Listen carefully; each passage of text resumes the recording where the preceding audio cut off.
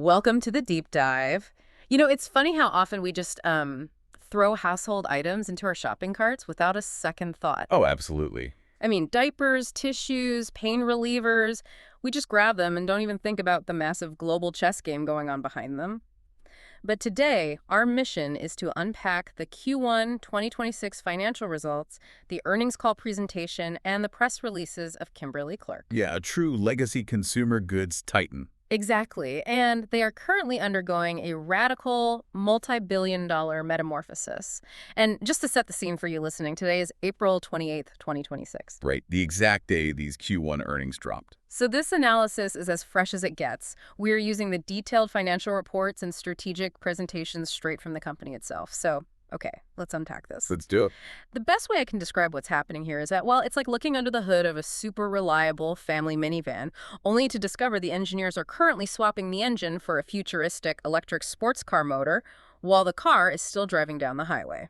That's a brilliant way to put it. Because if you look at the global consumer environment right now, it is highly value conscious. Oh, for sure. People are definitely watching their wallets. Right. Inflation has been tight, so shoppers are sensitive. Yet Kimberly-Clark is pulling off this really fascinating balancing act. They're somehow maintaining their core business momentum while executing this massive strategy they call powering care. And whether you're an investor or a business student or just, someone buying Kleenex and Tylenol at the pharmacy, understanding how these giant companies pivot gives you a front row seat to the future of the global economy. It really does. It affects everything on the shelf. So to understand how Kimberly-Clark is funding this massive future transformation, we first have to look at the cash engine of their present. Like, how did they actually perform in Q1 2026? Honestly, they performed incredibly well. Yeah, I've got the hard numbers right here, and they're solid. So they hit $4.2 billion in net sales for the quarter. Right, which is up 2.7% overall. Yeah, with organic sales growth of 2.5%. And then their adjusted operating profit was $732 million, so that's up 3.7%. Plus, adjusted EPS attributable to Kimberly-Clark was $1.97, up 2.1%. Very steady, very healthy top-line growth. It is, but wait, I was looking at the sources, and there's this paradox in the data. The reports say organic sales grew because volume and mix were up 3%, but pricing was actually down 0.5%. Yes, the pricing dynamic. Right, because in a world where seemingly everything's getting more expensive, why would a major corporation deliberately lower prices? I mean, isn't that just backwards for making a profit? Well, what's fascinating here is the strategic trade-off they're making. It might look a bit counterproductive at first glance, but they aren't just, slashing prices in a panic. Okay. They're actually making planned investments to drive the trial of new products. They want to enhance their overall value proposition. So they are deliberately taking a slight hit on price to get consumers hooked on these better premium products. Oh, wow. So they lower the barrier to entry, get you to try it, and then that drives the 3% volume and mix growth. Exactly. Consumers realize the product is great, so they buy more of it. But wait, how do they afford to do that? If you drop prices, you're making less per unit. They afford it through a strategy they call best product, lowest cost. It is all about relentless productivity. Productivity, meaning what, just cutting jobs? No, much deeper than that. Yeah. Casey is actually on track for its third year of generating roughly 6% gross productivity savings in 2026. 6% across a global supply chain. That's massive. It is massive, and they're doing it through heavy automation, network optimization, and what they call their 2024 transformation initiative. Okay, so they're basically wringing every ounce of inefficiency out of their factories. Precisely. And this discipline has actually reduced their adjusted gross margin volatility by a staggering 1,200 basis points since the 2020 to 2023 period. Wait, 1,200 basis points? So they just built this giant shock absorber into their balance sheet. Yes. They absorb the supply chain shocks so the consumer doesn't have to see a price spike on the shelf. That makes so much sense. Okay, so we've established that Karasanges is driving growth by getting consumers to try these new innovative products. But what exactly are these products? I mean, how good can a tissue be that people are buying more of it despite a tight economy? Well, their innovation stats are actually pretty wild right now. Yeah, the sources say Kimberly-Clark is launching more products and faster. than ever before. Like roughly 60% of their total net sales are coming from innovation. Which is huge for a legacy brand. And over 75% of their organic growth is driven by it.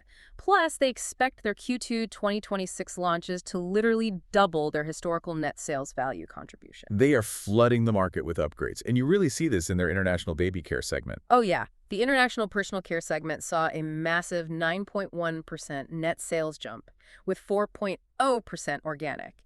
And the specific innovations are wild. Like in Korea, they rolled out Huggies Advanced Breathable Comfort. Right, the one with the air holes. Yes. It features exactly 300 air holes. Which, sounds like marketing fluff, but thermoregulation is a massive issue for parents in warmer climates. It totally is. And then, here's where it gets really interesting. In Indonesia, they launched a diaper with, quote, 2 special zones to separate pee and poo. I know, it sounds a little funny to say out loud. It does. I laughed when I read it. I mean, it sounds like advanced civil engineering just applied to a baby's bottom. It basically is. It's pure chemistry and material science. Because when urea mixes with feces, it creates ammonia, which causes severe diaper rash. Oh, wow. I didn't actually know the chemistry behind that. Yeah, it's highly caustic. So by physically isolating the liquids from the solids with these zones, they are actively preventing that chemical reaction. And obviously, it worked. The source material shows that this specific innovation drove a massive 320 basis point market share gain in Indonesia for diapers and pants. Exactly. You don't gain that much market share unless your product solves a real problem better than the competitors. Okay, but shifting over to North America, the strategy is a bit different, right? Because the U.S. actually exited the private label diaper business entirely. Yes, which caused a 2.7% hit to their North American net sales. Right. But they're offsetting that by winning with their branded products. And it's not just about unglamorous engineering here, it's about marketing. Yeah. Like with the Depend brand. Oh, the Depend campaign is brilliant. They brought in Coach Prime, Deion Sanders, for the Don't Be Afraid campaign, literally using a sports legend to break the stigma of male incontinence. And it matters so much because historically, adult incontinence was marketed with this hushed clinical tone, like a secret. Yeah, exactly. But Deion Sanders changes that completely. And it's not just nice to have. It drove a 190 basis point jump in consumption growth over the last 3 months. Wait, really? Just from changing the marketing tone? Yes, and an 80 basis point market share gain. Marketing isn't just about brand awareness. It's about shifting cultural narratives around aging, which directly translates to the bottom line. Wow. Making people feel empowered instead of embarrassed makes them buy the product. Who knew? It's incredibly effective. Okay, so Kimberly-Clark has this highly efficient, innovative core business that's generating all this cash. But what are they actually doing with that momentum? Well, they're basically buying a completely new future. Right, the generational pivot. There are 2 massive M&A moves hovering over this whole earnings report. First, KC is getting rid of their international family care and professional business, the IFP segment, via a joint venture with Suzano. And that's slated to close mid-2026. Yeah.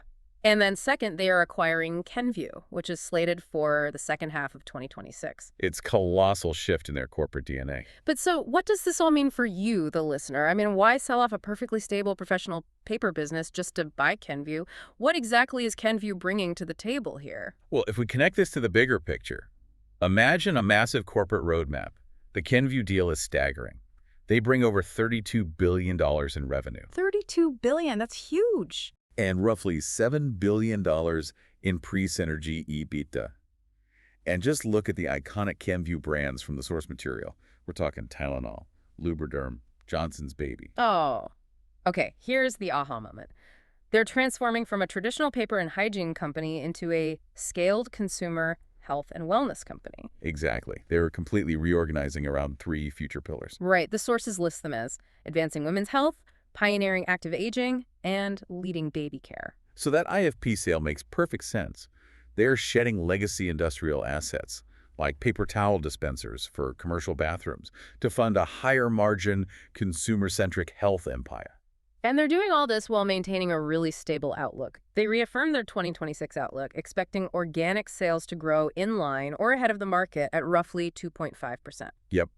And their adjusted operating profit is projected to grow at a mid to high single-digit rate. So they really are a stable ship, just, preparing to board a massive new vessel. It's a masterclass in corporate transition, really. Okay, so let's briefly recap this wild journey.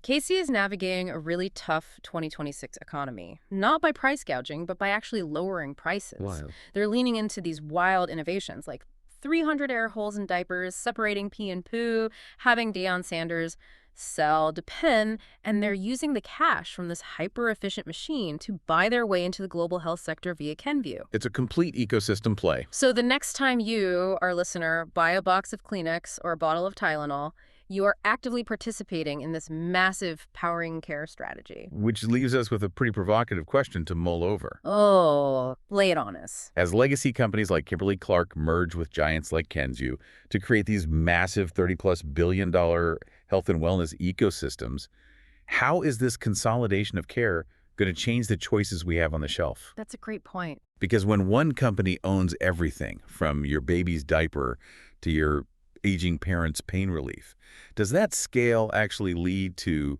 better, more integrated innovations for our families? Or does it, quietly eliminate the scrappy competitors that force these giants to innovate in the first place? Wow. Yeah, that's definitely something to think about the next time you're staring at the pharmacy aisle. Well, thank you so much for joining us on this deep dive. Keep questioning the everyday products around you, and we'll catch you on the next one.